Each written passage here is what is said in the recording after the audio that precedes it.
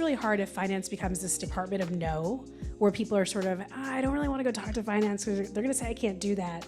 My goal for everybody on my team is I want them to be creative in their problem solving. I try not to say no too often. There are a few select times where I have. One of them was the Super Bowl ad that we ran in January, and Eric said, I appreciate that feedback, overruled. Which was totally the right call. Hi, everyone. Thank you for that very kind intro. I had the pleasure of working with Will for a year, and it was a very fun year. I learned a lot from him as well. So really appreciate the opportunity to be here. It was an intense year. There was a lot happening in Instacart at the time, not unlike Notion or Ramp today. Rama, I would love to start by just understanding your vision for what a great finance team does and how it best supports the organization or the company that it's part of.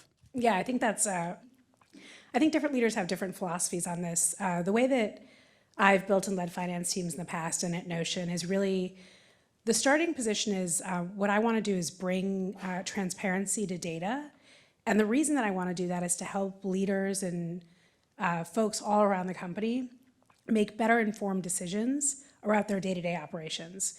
So the way that I think about the finance function is the model is just a reflection of all the business activities that you all are doing around the company, and then that just gets pulled into a model and shows how that might impact the financial performance of the business.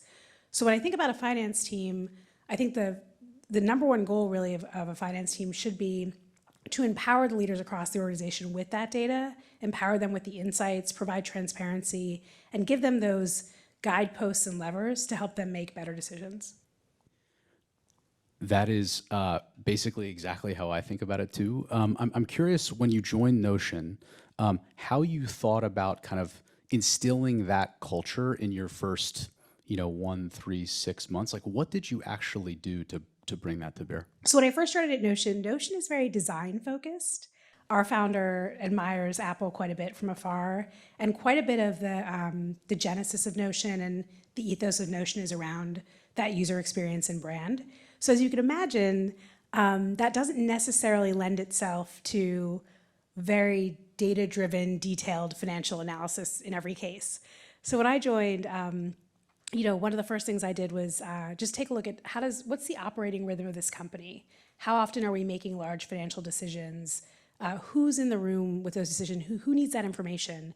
And put in place sort of an operating cadence that was a weekly business review, a monthly business review, and a quarterly business review, and kind of determined, okay, which teams need to be in which of those meetings and who is actually working at that pace. Instacart was a really interesting company because at Instacart you were making financial decisions every day, every week, that could really impact the month or impact the quarter. But in software, depending on the type of software, it can be a much slower cycle. And so quite a bit of what I did in the beginning was just like, let's really understand how we're making decisions, how often are we making them, with what information, and do we have the right people in the room having those discussions? Do we have the right people involved as we're thinking about all those problems? Hopefully Ramp has been helpful in that too. We'll come back to this in a second. I'd love to hear a little bit about maybe an initiative or kind of an outcome that culture that you've helped to create, that transparency you've built, that kind of like operating rhythm that you've instilled has ultimately kind of led to. I think our weekly business reviews, our business weeklies as we call them, is probably the thing that sticks with me the most out of the last 3 years. We started them about 2 years ago, and they've evolved because as companies grow, the needs change. As you launch new products, AI is a great example, new SKUs, the pace of the business changes. And so when I think about the last few years, I think the weekly business review and thinking about how do we expand this to bring more transparency to more teams? How do we actually cascade this information that's happening with a group of maybe 40 to 50 people, Notion's about 1,000 people today, down to all of the teams that need that relevant information? And what's the comm structure to do that? That actually ends up being one of the hardest things as companies grow, at least in my experience, is you go from 100 people where kind of everyone sort of knows what's going on to 500 people where everyone kind of knows, but they're not sure anymore, to 1,000 people where there's just folks who are like, I didn't even know we were doing that. So how do you actually find that communication structure and set up the organization in a way that folks can be informed about what's top priority for Notion or for your company this week or this month? What should I be focused on as an IC or as a manager supporting that? And how do I kind of help drive that project to success? And so that's been a really big part of what I've been working on for the last couple of years. And I think it's important as the company scales. And how do you think about this inside of the finance team specifically? Like, what do you do to enable and empower kind of within your group? Yes, my leadership style is I like to hire the best people I can find and then just let them run. So what I really want, I think that, many of you have probably come from other high growth technology companies and all have different experiences. And I think a team of folks with different varied experiences, different precedents they can think of, different examples, when they come together, actually can create a better outcome than someone saying, I saw it like this before, so let's do that again. Because none of these companies are the same. So this is my third sort of high growth tech startup. And as I think about what worked and didn't work, like the organizational structure, the nature of the product, the nature of the sales cycle, all really impacts how you actually make decisions and how you actually build things like a finance team or ops teams to support that. And so from my perspective, you want to hire people who bring varied experience across multiple different companies. You want to empower them with a lot of runway, let them set their roadmap, let them make their decisions. I sort of think of myself more as like a mentor coach, but if I get asked the question, I'll go pretty deep into the weeds. So I'm there as a backstop, but I really want my leadership team to be out there and making their own decisions. I'm curious about when you're hiring, when you're looking for those A+ players and leaders to bring onto your team, what are some of the kind of common threads that you look for or that you search for in a hiring process? Yeah, it's a great question. So one thing that may be unique about Notion, I'm not sure, is I still interview everybody who comes into the finance organization and for the ops teams. I have a team of about 75 now. And the last interview is always with me, which is we call it a craft and values interview. And that interview isn't about technical expertise. I mean, I don't know anything about indirect tax. I couldn't interview for that if you asked me to. But I can interview for how will this person show up cross-functionally? What motivates them? What makes them tick? What makes them excited about doing their job? What don't they like? And will that fit in with Notion and with the finance team? And similarly, one trait that's very specific to finance, at least in my experience, is I think it's really hard if finance becomes this department of no, where people are sort of, I don't really want to go talk to finance because they're going to say I can't do that. And I think if you put finance in that position, you could end up with less than ideal outcomes. So my goal for everybody on my team is I want them to be creative in their problem solving. I don't want the answer to be no, that's not in the budget, or no, we didn't talk about that in planning. I want the answer to be, that's a really interesting idea. I can see why you think this is a good opportunity. Let's talk about how to make this work. And so in interviewing, we'll ask very specific questions about when was a time that you had to say no, and how did you deliver that? And really what I'm looking for is I'm looking for the person to say, I didn't say no. I said, what about this? Or have we thought about this? Versus just a hard stop. That's interesting. I think we can borrow some of that. I will tell you, I try not to say no too often. There are a few select times where I have. One of them was the Super Bowl ad that we ran in January, and Eric said, I appreciate that feedback, overruled. Which was totally the right call. That's great. And then once you have great people, Ram, I mean, I think I very distinctively remember your leadership style at Instacart and learned a lot from it. How do you think about finding the balance between letting someone run and then digging in to really support them or push? Like how do you kind of navigate that day to day? Yeah, I think you hear certainly just frequent interaction with your direct reports as a manager. So I do at least weekly one-on-ones with my direct reports, and in some cases twice or 3 times a week if we're on a project that's highly cross-functional and that has sort of a lot of potential gotchas. So you learn a lot just in those conversations about what's going well, what's not going well. I'm not doing that to check up. I'm doing that almost as like, hey, tell me, how can I help you? Like this feels like it's hard. So how do I help you get through this, and how do we do this well together? And so I find that with that kind of management structure, people will come to you and tell you when they have a blocker, when it's a problem they've thought about and ideated on, but they have, they're not really certain which way to solve. And as I alluded to before, I don't actually think that certain things in finance, there is a right way to do things. So that, accounting is accounting, you can't really change that. But there's other strategic projects, quite a bit of the work in finance, there's multiple ways to do something. And so I don't view my job or my leaders who all manage teams, I don't view their job as saying, do it this way. I view their job as being that sounding board to think about what are the pros and the cons of a given approach, and have that conversation. So one is the team themselves, then the other way is certainly from cross-functional leaders. So I think one of the most fun things about the finance role is it's very cross-functional. You work with the entire company on growth goals, on budgeting, on strategic planning and initiatives. So you hear a lot from all your cross-functional partners about what's going well, what could be going better. And so if you use that feedback, I think that also kind of helps me understand, like, when do I need to jump in? That makes a ton of sense. And one of the things I'm thinking about, you interview every single person who kind of makes it to the final round within the finance team.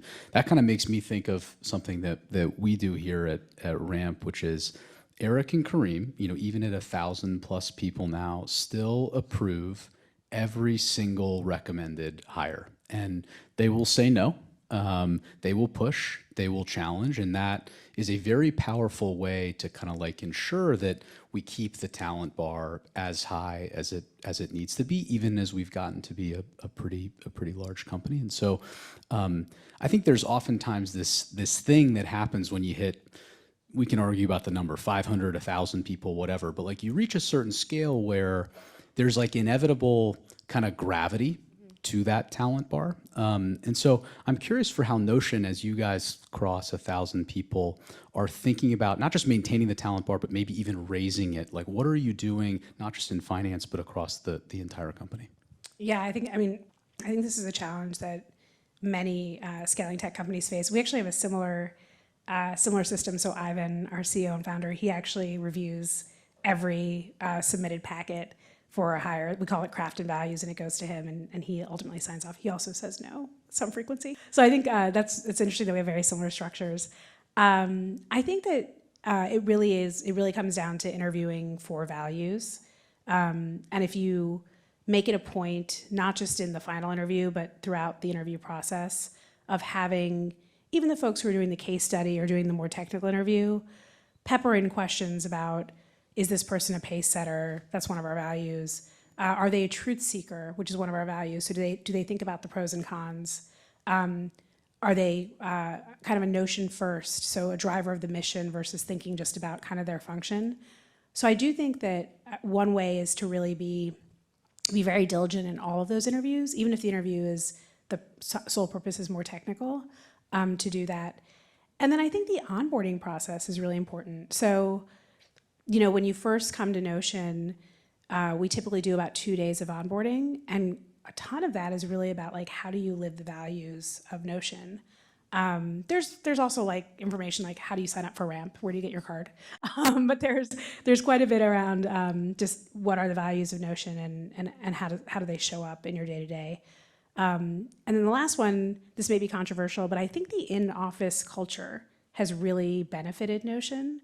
We've consistently been a culture where we have 7 offices around the world, and folks come in 2 days a week, regardless, of the office. And I think that when you're hiring this number of people globally, language barriers, time zone, all that stuff, being in an office and being able to turn to someone and say, hey, I have this question about this thing, versus setting up a Zoom meeting can be pretty powerful. So I actually think that's benefited us. We aren't global yet, but we will take that learning for sure. And we agree. I mean, we have obviously this office in New York. We have the San Francisco office. We have the Miami office. And we try to make sure, especially early on, even for remote employees, they have a chance to come, be in person with people to just break down some of those barriers. So point well taken. How about hiring around AI, or sort of in the era of AI? Has anything fundamentally changed about what you're looking for or what you're testing for over the last, call it 12 months? Yeah, certainly. And I think this is changing. This is ever evolving. So I think our position on this will probably change as rapidly as AI is changing. So probably every quarter or so. But right now, what we're doing is in all of our job recs, we actually do have language around proficiency in AI. And it's not about knowing a certain set of tools.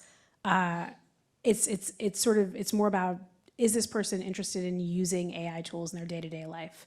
And that could be as simple as, do you use ChatGPT? Do you use Perplexity?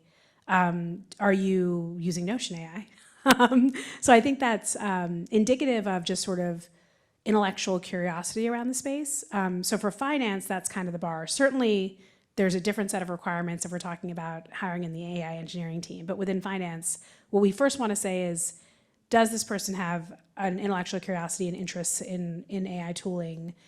Because as we think about the evolution of the finance organization, I think in as soon as 12 months, 12 months, and then going out multiple years, AI is going to be infused into many, many finance workflows. And I really want to make sure that we're building a team that's embracing that and looks to that opportunity as an opportunity to create efficiency, an opportunity to help them do their job better, an opportunity to kind of up-level out from a lot of what are more kind of, tend to be pretty repetitive tasks in some of these finance roles, and be able to think more about the why than the what behind the numbers. And so we're sort of testing for that in the interview process. Okay, I'm very excited to dig in a little deeper on this, if that's okay, because we're thinking a lot about this, both in our own finance team and across our organization, but also in our product. I'm curious, how are you thinking about encouraging adoption and experimentation with the range of tools that are emerging for finance functions? How are you kind of setting that tone within the Notion finance team? Yeah, and I'd be really curious how you all are doing it too, because I think there's a lot of good learnings here across companies. What we've set up to start, we very much encourage folks to try new AI tools. We're actually using Ramp for this. We have something called curiosity cards, which is a dollar value for each employee to go purchase whatever tooling and software they want. And we're actually expanding the program next week with more of a focus on just AI. And what we found is that enables employees across the organization in finance, but in any of the teams, to start experimenting with third-party tools. We have some restrictions around like, hey, don't use Notion data. You can't hook up to my NetSuite with this. But we want people to be experimenting. We want them to start to understand how these tools are helping workflows.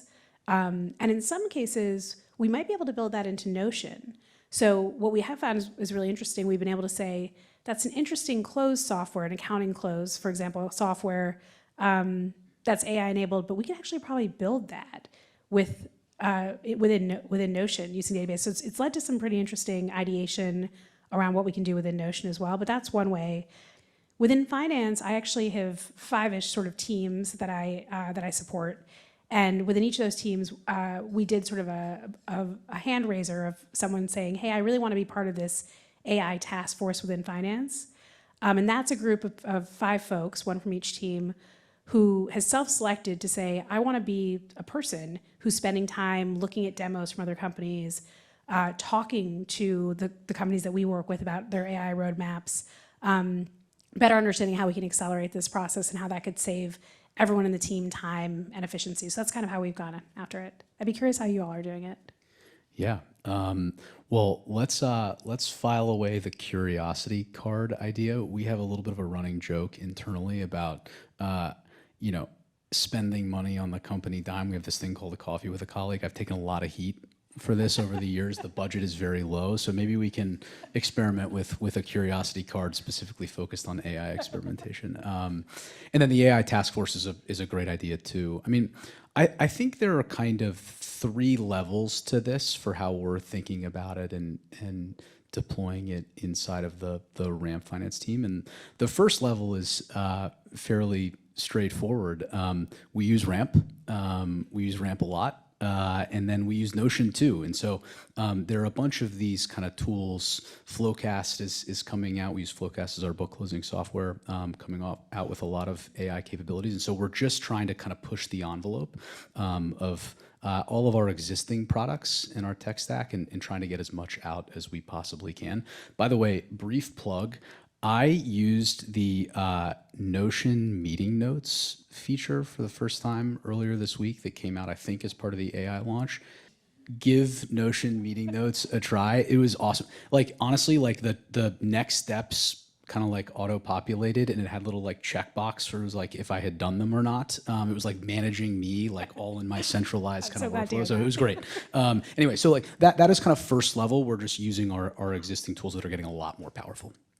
The second thing is we are really trying to push the envelope in kind of like adjacent workflows that we think are a little bit repetitive and frankly like already based on what AI can do can really, really help. So I'll give you a couple examples of that. We have, we close a lot of customers every month. There's a negotiation with each of those customers. We often get data on their spend profile, et cetera. And so running that manually every time is very, very time consuming. And so we're trying to get as much of that workflow kind of embedded in AI as we possibly can.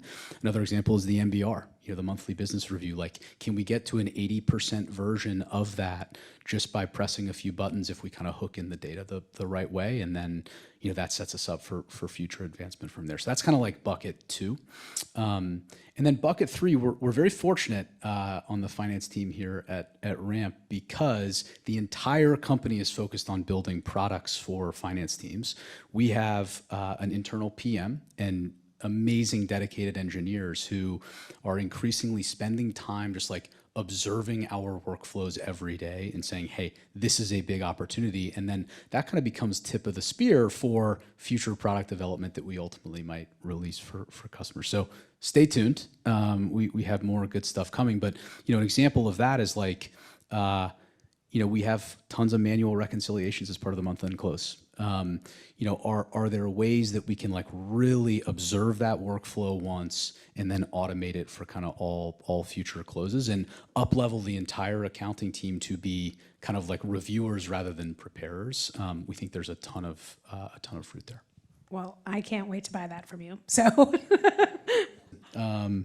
Amazing. And then maybe last question on this, and then we'll go to lightning round and open it up for Q&A from the audience.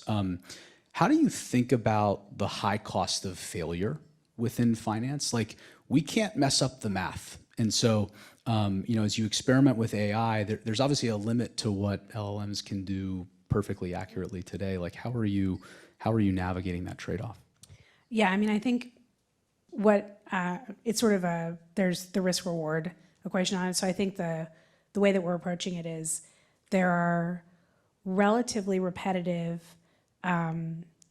yet easy for AI to automate and easy for us to review. A very simple example is if you're thinking about your monthly flux in your close or your BVA, extracting that data and understanding what's causing changes, variances versus expectations, or variances, year to year or month to month, is something that AI can extract that data very, very well. I'm not presenting that data without a person reviewing it to see, does that actually make sense? So I think that, there will definitely, I really believe there's gonna be a lot of efficiencies in finance operations as a result of AI, but I think it will probably take a little bit longer because of the requirement for this high level of accuracy, and also require that human or hopefully in time AI backstop as a double check, because I think that's just going to be a requirement for a finance organization. I agree. I'm also thinking we should get you and Notion access to our early budgeting product, given the BVA comment that you just made. I think we can get that set up. Amazing. All right. Rama, lightning round. If we could build one thing to give your team a lot more time back, again, to focus on driving the business, what would it be? I think you just referred to it. I would love the real-time budget versus actual spend. Amazing. We will like turn that on for you like right now. It will be on before the meeting is over. Great. All right. And you alluded to this a little bit. I think 10 years is way too long of a time horizon given how fast things are evolving. But even if you just look out 1, 2, 3 years, like how do you think the finance function will change? Yeah, I really believe that a lot of this manual work, reconciliations, a lot of the close process in general, accruals, a lot of forecasting, scenario planning will become automated. And I think that will enable is for folks within the finance organization to really focus on the why and focus on the what do you do about this versus just presenting the what. Because if you think about the amount of time you're spending just getting those numbers in order to present them, it leaves very little time for the analyzing, well, what are we gonna do about this? Like, what does this mean? And so having AI take a lot of that process, I think will help really up-level the organization. I'm really excited for that. Amazing. Me too. We can help. All right. I'm seeing questions pop up. I have one more for you, and that is, if you weren't the CFO of Notion, what job would you want at the company and why? This is a good one. I think I'd probably want to do sales or maybe CX. I don't think I'd be very good at it, but I think it would be very fun and just extremely like helpful to understand how are customers using Notion. Like, this was great for me to see, to really understand how you all talk about it internally within your organization. What we hear from customers might actually be different than what's happening in their own organization. So that's where I would love to spend time, but I don't think they would let me. So. Love it. All right. Thank you all for your questions. By the way, if there are any questions in the room, please raise your hand and we can run a microphone, I think, to Ryan, who has a question. Can anyone do that?